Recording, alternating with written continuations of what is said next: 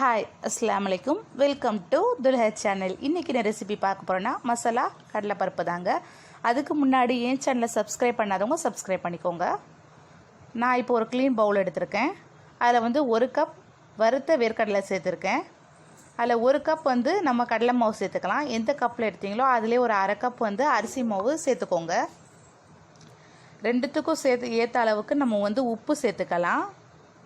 உப்பு நீங்கள் எவ்வளோக்கு போடுறீங்களோ உங்களுடைய ஆப்ஷனல் தான். அது எவ்வளோ வேணுமோ அந்தளவுக்கு நீங்கள் சேர்த்துக்கோங்க.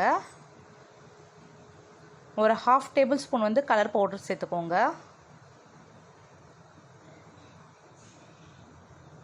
அடுத்து 1 டேபிள் ஸ்பூன் அளவுக்கு நம்ம மிளகாய் தூள் சேர்த்துக்கலாம். ரொம்ப சீக்கிரமாக செய்யக்கூடிய ஒரு ரெசிபி தாங்க. இதை மறக்காமல் இதை ட்ரை பண்ணுங்கள். இப்போ நான் என்ன பண்ண போறேன்னா ஒரு எண்ணெய், அதாவது நம்ம தேவையான அளவு கொஞ்சமாக ஒரு குண்டு கரண்டி அளவுக்கு எண்ணெயை நல்லா ஹீட் பண்ணி அதில் ஆட் பண்ணிக்கோங்க. எல்லாத்தையும் நல்லா மிக்ஸ் பண்ணி தேவையான அளவு தண்ணி ஊற்றி நல்லா கிளறி விட்டுக்கலாம்.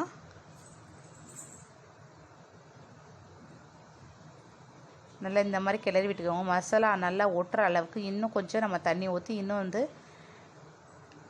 இந்த மாதிரி நம்ம ரெடி பண்ணிக்கலாம். இப்போ ஆயில் நல்லா ஹீட் பண்ணிக்கோங்க. நல்லா ஆயில் நல்லா சூடான ஹீட்டில் இருக்கணும். நம்ம கையால் எடுத்து 1-2 அப்படி இப்படி போட்டு விட்றணும்.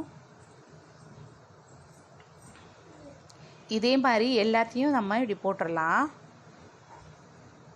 இதை செய்கிறதுக்கு வெறும் 5 நிமிஷம் தாங்க ஆகும். எண்ணெய் அந்தளவுக்கு குடிக்காது. மறக்காமல் இந்த ரெசிபியை நீங்கள் வீட்டில் ட்ரை பண்ணுங்கள். உங்களுக்கு ஏதாவது டவுட்ஸ்னால் கீழே கமெண்ட் பாக்ஸில் கமெண்ட் பண்ணுங்கள்.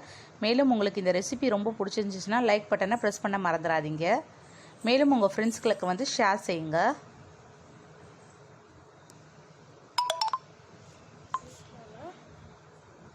Thank you guys.